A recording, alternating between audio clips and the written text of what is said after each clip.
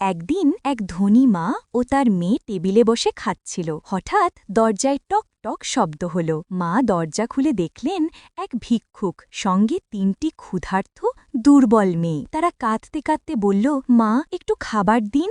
বড়লোক মহিলা দেরি না করে টেবিল থেকে অনেক খাবার এনে তাদের হাতে দিলেন। কিন্তু এ দৃশ্য দেখে তার মেয়ে রেগে গেল। সে চিৎকার করে বলল, আমাদের খাবার তুমি ওদের দিলে?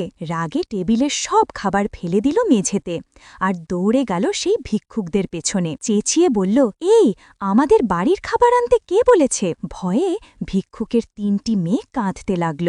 এই দৃশ্য দেখে ধনী মেয়েটির মন কেঁপে উঠল, তার চোখে জল চলে এলো। সে বুঝতে পারল নিজের ভুল।